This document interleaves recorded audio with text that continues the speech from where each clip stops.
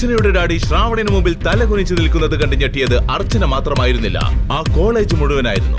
കാരണം അശോക് ആരുടെയും മുമ്പിൽ തല കുനിച്ചു നിൽക്കുന്നത് ഒരാളും ഇതുവരെ കണ്ടിട്ടില്ല.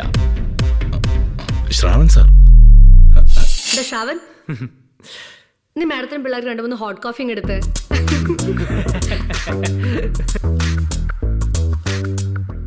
അതിന് ഞാൻ ഇവിടുത്തെ വെയിറ്റർ അല്ല അർച്ചന. അപ്പോ ഈ കൂതറ റെസോർട്ട് നിൽക്കുന്ന നീ ഇവിടുത്തെ വെയിറ്റർ അല്ലാണ്ട് പിന്നെ കോളേജിലെ പ്രിൻസിപ്പൾ ആയിരിക്കും.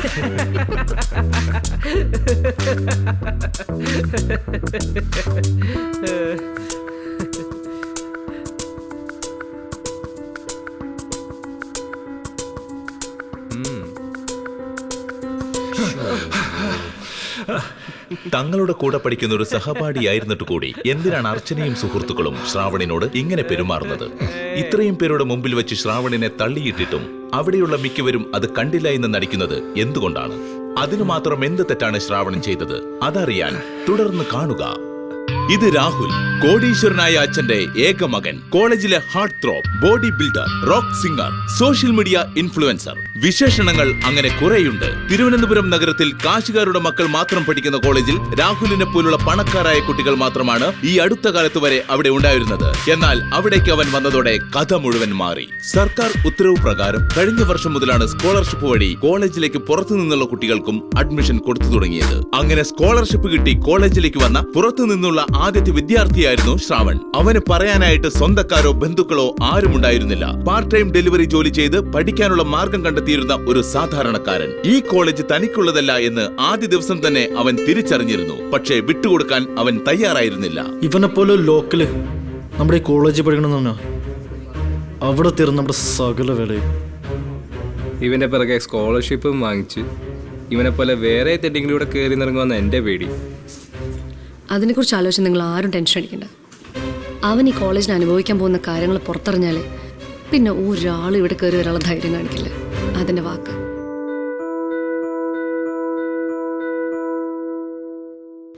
എടാ മോനെ, ഇത് സമൂഹത്തിൽ ഞങ്ങളെപ്പോലെ നിലയും വിലയുള്ളവരുടെ ക്യാമ്പസാ.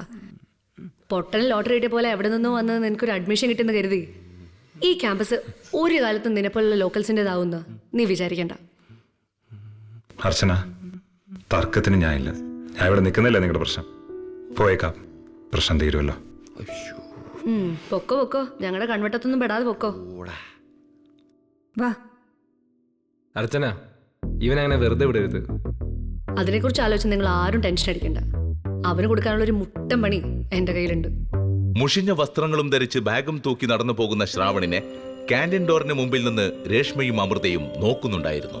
തങ്ങൾക്കൊന്നും ചെയ്യാൻ സാധിച്ചില്ലല്ലോ എന്ന കുറ്റബോധം രേഷ്മയുടെയും അമൃതയുടെയും മുഖത്തുണ്ടായിരുന്നു. ഈ അവഗണന ശ്രാവണിന് പുതിയതല്ല. ഈ കോളേജ് ശ്രാവണിനെ പോലുള്ള സാധാരണക്കാരോട് എന്നും അങ്ങനെയായിരുന്നു. തിരുവനന്തപുരം നഗരത്തിൽ കാശുകാരുടെ മക്കൾക്ക് മാത്രം MBA പഠിക്കാനായി പണിത ഒരു കോളേജാണ് ഇത്. ഇവിടെ 2 തരത്തിലുള്ള കുട്ടികളാണുള്ളത്. ഒന്ന്, ശ്രാവണിനെ പോലെ പഠിക്കാൻ വരുന്ന കുട്ടികൾ. 2, വീട്ടിലെ കാശിന്റെ ബലത്തിൽ 2 വർഷം വെറുതെ അടിച്ചു പൊളിക്കാൻ വരുന്നവർ. രണ്ടാമത് പറഞ്ഞ തരം ആളുകളിലാണ് അർച്ചനയും രാഹുലും സുഹൃത്തുക്കളും ഒക്കെ പെടുന്നത്. അർച്ചനയെ നിങ്ങൾ ഇപ്പോൾ പരിചയപ്പെട്ടില്ലേ? അതിലും അപ്പുറമാണ് രാഹുൽ, കോടീശ്വരനായ അച്ഛന്റെ ഏക മകൻ. സർക്കാർ ഉത്തരവ് പ്രകാരം കഴിഞ്ഞ വർഷം മുതലാണ് സ്കോളർഷിപ്പ് വഴി കോളേജിലേക്ക് പുറത്തു നിന്നുള്ള കുട്ടികൾക്കും അഡ്മിഷൻ കൊടുത്തു തുടങ്ങിയത്. ആദ്യമായി അങ്ങനെ സ്കോളർഷിപ്പ് കിട്ടി കോളേജിലേക്ക് വന്നവനാണ് ശ്രാവൺ. പക്ഷേ വന്നു കയറിയ സ്ഥലം ശ്രാവൺ പ്രതീക്ഷിച്ചതിലും അപ്പുറമായിരുന്നു. കോളേജ് ഹോസ്റ്റലിൽ പോലും ഒരുപാട് കഷ്ടപ്പെട്ടിട്ടാണ് അവനൊരു റൂം കിട്ടിയത്. പഠന സമയത്തിന് ശേഷം പാർട്ട് ടൈം ജോലി ചെയ്താണ് അവൻ ജീവിക്കാനുള്ള മാർഗം കണ്ടെത്തിയിരുന്നത്. അമൃതയെയും രേഷ്മയെയും പോലെ വിരലിൽ എണ്ണാവുന്നവർ ഒഴിച്ച് ആരും അവനെ അടുപ്പിച്ചിരുന്നില്ല. ഈ ബുദ്ധിമുട്ടുകൾക്കിടയിലാണ് അവന്റെ ജീവിതത്തിലേക്ക് മേഘ കടന്നു വന്നത്. ചുറ്റുമുള്ളവരോട് സ്നേഹത്തോടെയും കരുണയോടെയും പെരുമാറുന്ന ഒരു പെൺകുട്ടിയായിരുന്നില്ല ഒരു കാലത്തും മേഘ. എന്നിട്ടും അവൾ എന്തിനാണ് ശ്രാവണിനെ തന്റെ ജീവിതത്തിലേക്ക് ക്ഷണിച്ചത്? എന്തായിരുന്നു അതിൽ അവൾക്കുള്ള ലാഭം? ശ്രാവൺ അതറിയാൻ ഒരുപാട് വൈകിപ്പോയി.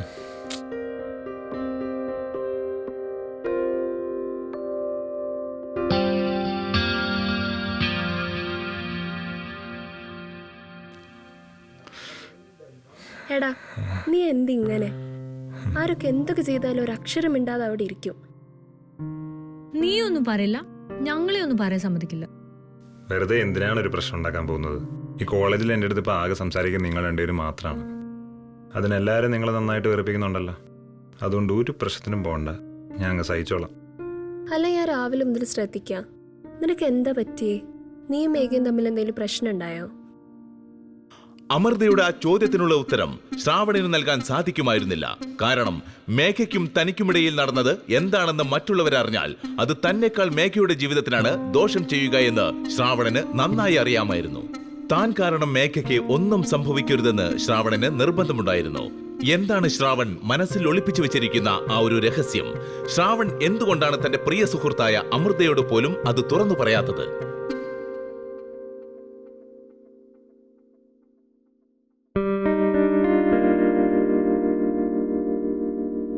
വേറൊന്നുമില്ല.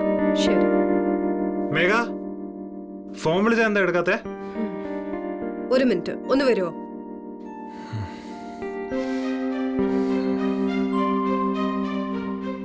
എത്ര പ്രാവശ്യം ഫോൺ വിളിച്ച് എന്തെടുക്കാത്തെ?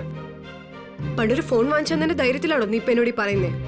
How dare you talk to me like that? നീ വാങ്ങിച്ചതിന്റെ പൊട്ട ഫോൺ. എന്താ മേഘ ഇങ്ങനെ പെരുമാറുന്നേ? നീ ഇങ്ങനൊന്നും ആയിരുന്നില്ലല്ലോ. ഞാനിപ്പോ ഇങ്ങനെയാ. രാഹുൽ എനിക്ക് പുതിയ ഐഫോൺ വാങ്ങിച്ചു തരാന്ന് പറഞ്ഞിട്ടുണ്ട്. എനിക്ക് വേണ്ട നിന്റെ യൂള ഫോൺ. ഒന്ന് ഓണാക്കണേ തന്നെ 15 പ്രാവശ്യം ടച്ച് ചെയ്യണം, എന്നാലേ ഇത് ഓണാവുള്ളൂ. ഇപ്പോ രാഹുലാണല്ലേ പ്രശ്നം. ഇന്നലെ രാത്രി രാഹുലുമായിട്ട് റൂം ബുക്ക് ചെയ്തിരുന്നല്ലേ? ഞാൻ പറഞ്ഞല്ലേ എന്റെ ബർത്ത്ഡേ സെലിബ്രേറ്റ് ചെയ്യാൻ പോവാന്ന്. രാത്രി ഹോട്ടൽ റൂം ബുക്ക് ചെയ്തിട്ടാണോ ബർത്ത്ഡേ സെലിബ്രേറ്റ് ചെയ്യുന്നത്? ബലൂൺ ഓർഡർ ചെയ്തിട്ട് കിട്ടാത്തോണ്ടായിരിക്കും ഓർഡർ ചെയ്തല്ലേ? കറക്റ്റ് ഞാൻ തന്നെ ഡെലിവറി ചെയ്യാൻ വന്നു, അതുകൊണ്ട് നിങ്ങളെ കാണാൻ പറ്റി. ഇന്ന് രാത്രി നിനക്ക് മനസ്സിലായില്ലേ നീ കണ്ടാലും കേട്ടാലും എനിക്കൊരു പ്രശ്നമില്ലാന്ന്? ഇനിയെങ്കിലും നിനക്കൊന്ന് പൊക്കൂടെ എന്റെ ലൈഫിൽ നിന്ന്? ഒരു മിനിറ്റ്. എന്താ? ഒറ്റ ദിവസം കൊണ്ട് ഇങ്ങനെ മാറാൻ പറ്റുമോ? ജീവിതത്തിലെ പ്രയോറിറ്റീസ് മാറുന്നതിനനുസരിച്ച് കാര്യങ്ങളും മാറും. അത് നിനക്ക് മനസ്സിലാവാത്തന്നെ ഞാനിപ്പോ എന്ത് ചെയ്യാനാ? പ്രയോറിറ്റി മാറിയാണോ നീ ഇപ്പൊ രാഹുലിനെ സെലക്ട് ചെയ്ത? മുമ്പവും പുറമാണെന്നപ്പോ നിനക്ക് അവനെ തീരെ മൈൻഡില്ലായിരുന്നല്ലോ. എടാ മണ്ട, നിനക്ക് ഇപ്പോഴും കാര്യം മനസ്സിലായില്ലേ? ഞാൻ അവന്റെ മുന്നിൽ ഹാർട്ട് ടു ഗെറ്റ് കളിക്കായിരുന്നു. നിന്നെ പോലെ ഒരുത്തിന്റെ പുറകെ നടക്കുമ്പോഴത്തേക്ക് അവന്റെ ഈഗോ ഹേർട്ടാവും. അതുകൊണ്ട് അവൻ എന്നെ മൈൻഡ് ചെയ്തേ. പിന്നെ അവന്റെ ലിസ്റ്റിലുള്ള പെമ്പിളാരവൻ ഈ മേഘയ്ക്ക് താല്പര്യമില്ലായിരുന്നു. Because Megha is always special. അപ്പൊ ശരി, എനിക്ക് രാഹുലിന്റെ ഒരു ലഞ്ച് ഡേറ്റ് ഉണ്ട്, കാണാം. ബൈ.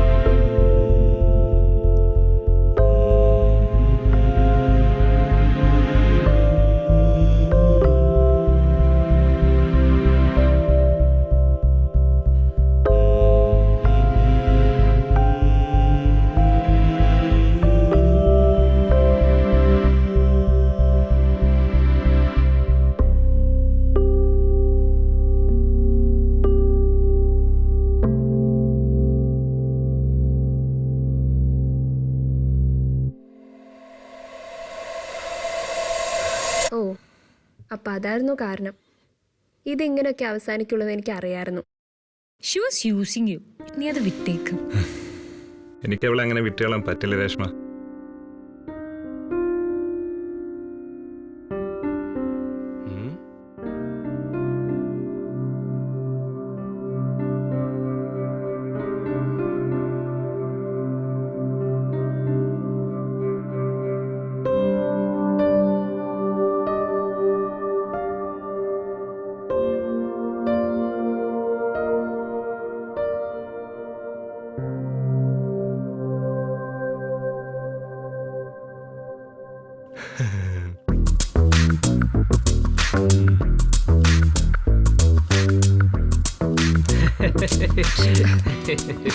എങ്ങനെയുണ്ട് ഞാൻ ശ്രാവണ കൊടുത്ത പണി? ഇപ്പോഴാണ് മനസ്സിലൊരു ആശ്വാസമായത്.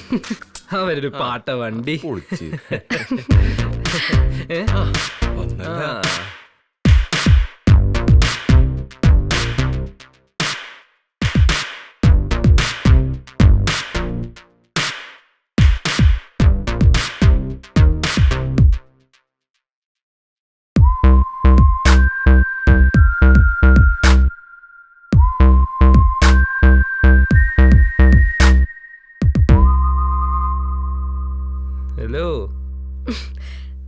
ആര് കോളേജ് ഹീറോയോ? കാര്യങ്ങളൊക്കെ ഞങ്ങൾ അറിഞ്ഞു. ചെലവ് വേണം. നമ്മുടെ സ്ഥിരം ഹാങ് ഔട്ട് സ്പോട്ട് നൈറ്റ് കാണാം. അത് പൊളിച്ചു. Hi guys, WhatsApp. Hey babe. ഇന്നലെ കഫറ്റീരിയയുടെ മുന്നിൽ നടന്നൊക്കെ ഞങ്ങൾ കണ്ടിരുന്നു. ഇപ്പോഴാണ് ചേരേണ്ടവർ തമ്മിൽ ചേർന്നത്. ഞങ്ങൾ കരുതിയത് മേഘയുടെ ജീവിതം ആ ദരിദ്രവാസി കൊണ്ടുപോയെന്നാണ്. വാട്ട് ഗൈസ്, എനിക്കത് അത്രയ്ക്ക് ബുദ്ധിയില്ലേ? ഞാൻ അവനോട് കുറച്ച് ഫ്രണ്ട്ലി ആയിട്ട് ബിഹേവ് ചെയ്തു. അവൻ എന്തോ പ്രേമോന്നൊക്കെ വിചാരിച്ചു. അങ്ങനെയാണോ മേഘ?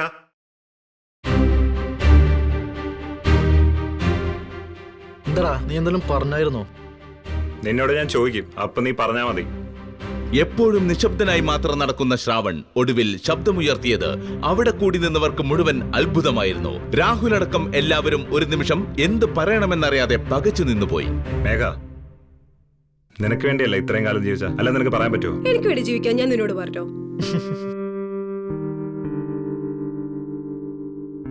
സ്വന്തം കാര്യം നോക്കി ജീവിക്കാതായിരുന്നെങ്കിലേ ഇങ്ങനെ ഒരു മണ്ടനെ പോലെ നിങ്ങളുടെ മുമ്പേ ഒന്ന് നിൽക്കണ്ടായിരുന്നു. സ്വന്തമായിട്ട് തന്നെ നീ ഇത്ര ഗതികെട്ടനാന്ന് പറയുമ്പോ ഇതിൽ കൂടെ ഞാൻ എന്ത് പറയാനാണ് ശ്രാവൺ? ഓരോ ദിവസം ഓരോ കാമാരെയും കൊണ്ട് നടക്കുന്നല്ലേ, അത്രയും ഗതിയോടെ എനിക്ക്. You are such a loser. മേഘ, മതി, നിർത്തിക്കോ. തിരിച്ചെല്ലാം എനിക്ക് അറിയാഞ്ഞിട്ടല്ല. നിന്നെ പോലുള്ള സ്ത്രീയെ തല്ലി ഷോണിക്കേണ്ട ഗതിയോടെ എനിക്കില്ല. ആഹാ, സാർ ഇത്രക്ക് വലിയ പുരോഗമനവാദിയാണെന്ന് ഞാൻ അറിഞ്ഞില്ലല്ലോ. നീ സ്ത്രീകളെ തല്ലണ്ട, എന്നെ തല്ല്. ആത്മവിശ്വാസത്തോടെയാണ് രാഹുൽ മുന്നിലേക്ക് കയറി അത് പറഞ്ഞത്. എന്നാൽ അപ്പോഴാണ് രാഹുൽ ശ്രാവണന്റെ കണ്ണുകൾ ശ്രദ്ധിക്കുന്നത്. മേഘയും അർച്ചനയും വിക്ടറും ദേവും എല്ലാം അത് ശ്രദ്ധിച്ചു. ഇതുവരെ കാണാത്ത ഒരു ഭാവം ശ്രാവണന്റെ കണ്ണുകളിൽ കണ്ട രാഹുൽ ഒന്ന് പതറി. ശ്രാവണനെ മുൻപൊന്നും ഇങ്ങനെ കണ്ടിട്ടില്ലാത്ത മേഘയ്ക്ക് അത് കാണുമ്പോൾ പേടിയാകുന്നു. മേഘയുടെ മുഖത്തെ ആത്മവിശ്വാസം പോയി. അവൾ രാഹുലിനെ പിടിച്ചു മാറ്റി. വിട്, ഇവൻ നമ്മുടെ സ്റ്റാൻഡേർഡ് നേർന്ന ആളല്ല. Let him go. Let him go. ഈ ഹൈ ക്ലാസ് മേഘ, നീ എന്നോട് ചെയ്തോർത്ത് നീ പശ്ചാത്തപിക്കും. ഇത് ശ്രാവണ പറയുന്ന, ഓർത്ത് വെച്ചോ. ഓൾറെഡി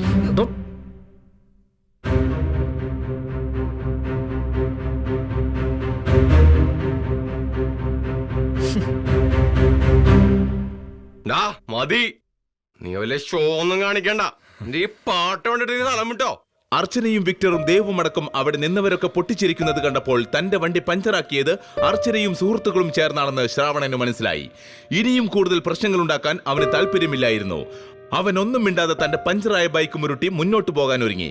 എന്നാൽ ഈ സമയം വിക്ടർ ഇടയിൽ കയറി. മുമ്പ് പലതവണ ഞാൻ പറഞ്ഞിട്ടുണ്ട്, ഒരു തവണ കൂടി പറയാണ്, നിന്റെ ഈ ആക്രി വണ്ടിയോടെ വച്ച കത്തിക്ക് ഞാൻ. ഇത് ജസ്റ്റ് ഒരു ട്രെയിലറോടെ ഉണ്ടോ മതി. അതിനെന്തിനാണ് നീ ചിരിക്കണേ?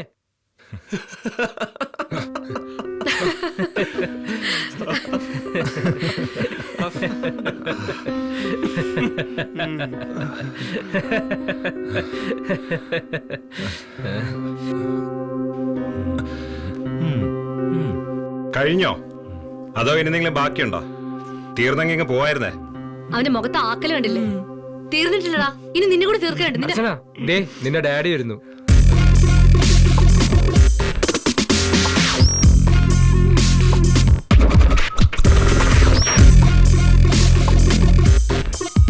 അശോക് സാർ. കോളേജിലേക്ക് വന്ന ആ കാറിന്റെ ഉള്ളിൽ ആരാണെന്ന് വണ്ടി നമ്പർ കണ്ടാൽ തന്നെ എല്ലാവരും തിരിച്ചറിയുമായിരുന്നു. അശോക്, അർച്ചനയുടെ ഡാഡി. ഈ നഗരത്തെ മുഴുവൻ വിറപ്പിക്കുന്ന ബിസിനസ് ടൈക്കോൺ. അതീവ കോടീശ്വരന്മാർക്ക് മാത്രം അക്കൗണ്ടുള്ള പ്ലാറ്റിന സിറ്റി ബാങ്കിൽ അക്കൗണ്ടുള്ള മനുഷ്യൻ. ഈ നഗരത്തിലെ രാഷ്ട്രീയക്കാരും പോലീസുകാരും അശോക് പറയുന്നതനുസരിച്ചാണ് കാര്യങ്ങൾ നടത്തുന്നത്. അശോക് തീറ്റിപ്പൊട്ടുന്ന കൊട്ടേഷൻ സംഘങ്ങൾ കൈ കൊണ്ടുവരാൻ പറഞ്ഞാൽ തല കൊണ്ടുവരുന്നവരാണ്. അതുകൊണ്ട് തന്നെ അദ്ദേഹത്തിന്റെ മുഖത്തിനു നേരെ നോക്കാൻ പോലും എല്ലാവർക്കും ഭയമാണ്. അശോകിന് ഒരേ ഒരു വീക്ക്നെസ് മാത്രമേ ഉള്ളൂ, അത് തന്റെ മകൾ അർച്ചനയാണ്. ഞങ്ങളെ അശോക് സാറിന്റെ അടുത്ത് ഇൻട്രൊഡ്യൂസ് ചെയ്യാമോ? ധൃതി പിടിക്കല്ലേ, അതൊക്കെ ഞാൻ സമയമാകുമ്പോ ചെയ്തുതരാം. നീ എപ്പോഴും ഇത് തന്നെ പറയണേ. By.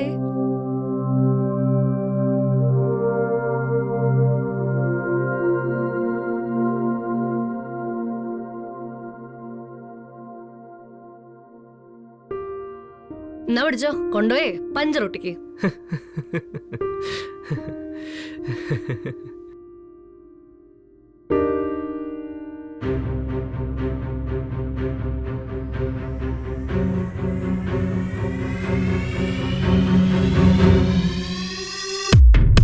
He is the man, a secret millionaire, humble disguise, the silent tycoon, a low-key lifestyle, a high-stakes game that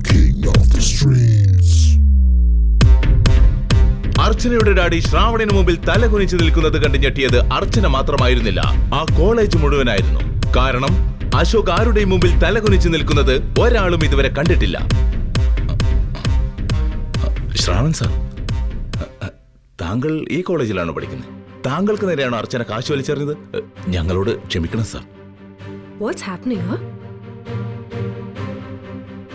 അർച്ചന, സാറിനോട് ക്ഷമ ചോദിക്കേ. ഞാൻ സോറി ചോദിക്കാനോ? ഡാഡി എന്താ ഈ പറയുന്നേ? ഡാഡി എന്താ ഇവനോട് ഇങ്ങനെ നിൽക്കുന്നേ? ഇദ്ദേഹം ആരാണെന്ന് എനിക്കറിയാമോ? മിസ്റ്റർ അശോക്, അത് വിട്ടേക്ക്. അവൾ ആളറിയാതെ പറഞ്ഞല്ലേ, എനിക്ക് പ്രശ്നമൊന്നുമില്ല. പക്ഷെ സാർ എന്താ ഈ കോലത്തില്, അതും ഇങ്ങനൊരു ബൈക്കിൽ? എനിക്കൊന്നും മനസ്സിലാവുന്നില്ല സാർ. ചില കാര്യങ്ങളെ എളുപ്പത്തിൽ മനസ്സിലാക്കാതിരിക്കുന്ന മിസ്റ്റർ അശോക് നല്ലത്. എല്ലാം വിശദമായിട്ട് പിന്നീട് ഒരിക്കൽ പറയാം. ഇപ്പൊ പോയിട്ട് എനിക്ക് കുറച്ച് അത്യാവശ്യമുണ്ട്. സാർ ഇങ്ങനെ ബൈക്ക് റൂട്ടി പോകാൻ സാറിനെ ഞാൻ സമ്മതിക്കില്ല. അർച്ചന, സാറ് കാറിൽ പോയിക്കോട്ടെ, നമുക്ക് മറ്റൊരു വണ്ടി പോവാം. സാറിന് ഈ ബൈക്ക് എവിടെ എത്തിക്കണമെന്ന് പറഞ്ഞാൽ ഞാൻ എത്തിക്കാം. സാറ് ദയവേത് ഈ കാറിൽ കയറണം. ഡാഡി എന്തൊക്കെയാ ഈ പറയുന്നത്? ഫ്രണ്ട്സിന് മുന്നിൽ വെച്ച് എന്നെ അപമാനിക്കരുത് പ്ലീസ്. എന്നൊക്കെ വലുതാണോ ഡാഡിക്ക്? അർച്ചന, വാക്കുകൾ ഉപയോഗിക്കുമ്പോൾ സൂക്ഷിച്ചു ഉപയോഗിക്കണം. തൽക്കാലം നീ ഇത്രയും മനസ്സിലാക്കിയാൽ മതി. ഇദ്ദേഹം കാരണമാണ് ഞാനും നീയൊക്കെ ഇങ്ങനെ ഒരു കാറിൽ സഞ്ചരിക്കുന്നത്. അതുകൊണ്ട് കൂടുതൽ സംസാരിക്കാതെ ഇങ്ങോട്ട് മാറിക്ക്. അർച്ചനയുടെ ഡാഡി അങ്ങനെ പറഞ്ഞതോടെ അർച്ചന മാത്രമല്ല, അവിടെ കൂടി നിന്നവരെല്ലാം നിശബ്ദരായി മാറി. ഇതിനു മാത്രം അശോക് ബഹുമാനത്തോടെ സംസാരിക്കണമെങ്കിൽ ശ്രാവൺ ചില്ലറക്കാരനല്ല എന്ന് എല്ലാവർക്കും മനസ്സിലായി. മിസ്റ്റർ അശോക്, നിങ്ങൾ അർച്ചനയായിട്ട് കാറിൽ പോക്കോ. എൻ്റെ കാര്യം നോക്കാൻ എനിക്കറിയാം. ഇതെന്റെ റിക്വസ്റ്റ് അല്ല,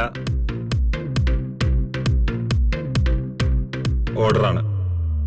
എതിർക്കാൻ വല്ല ഉദ്ദേശമുണ്ടോ? സംഭവിച്ചതൊന്നും അർച്ചനയ്ക്ക് ഉൾക്കൊള്ളാനാകുന്നില്ലായിരുന്നു. അർച്ചനയുടെയും അവിടെ കൂടി നിന്നവരുടെയും മനസ്സിൽ കുറച്ചധികം ചോദ്യങ്ങൾ മാത്രം അവശേഷിച്ചു. ആരാണ് ശ്രാവൺ? എന്ത് ബന്ധമാണ് ശ്രാവണും അർച്ചനയുടെ ഡാഡിയും തമ്മിലുള്ളത്? അശോക് പറയുന്നത് പോലെ ശ്രാവൺ ഒരു മഹാസംഭവമാണെങ്കിൽ എന്തിനാണ് ശ്രാവൺ ഒരു ഭിക്ഷക്കാരനെ പോലെ കോളേജിൽ വരുന്നത്? അശോക് പോലും ഭയക്കുന്ന ഒരാളാണ് ശ്രാവണെങ്കിൽ ശ്രാവണിനെ ഇത്രയും നാൾ അപമാനിച്ചവരുടെ അവസ്ഥ ഇനി എന്താകും? തന്നെ ചതിച്ച മേഘയും രാഹുലും ശ്രാവണിന്റെ പകയിൽ വെന്തുരുകുമോ? ശ്രാവൺ ആരെന്ന രഹസ്യം കോളേജ് മുഴുവൻ തിരിച്ചറിയുമ്പോൾ സംഭവിക്കാൻ പോകുന്നത് പ്രവചനാതീതമായ കാര്യങ്ങളോ? ശ്രാവണിനെ കുറിച്ച് അവിടെ കൂടി നിന്നവരുടെ മനസ്സിൽ തോന്നിയ ചോദ്യങ്ങൾ നിങ്ങളുടെ മനസ്സിലും തോന്നുന്നുണ്ടോ? ഈ കഥ തുടർന്ന് കേൾക്കുന്നതിനായി ഇപ്പോൾ തന്നെ പോക്കറ്റ് FM ആപ്പ് ഇൻസ്റ്റാൾ ചെയ്യൂ. Link in description.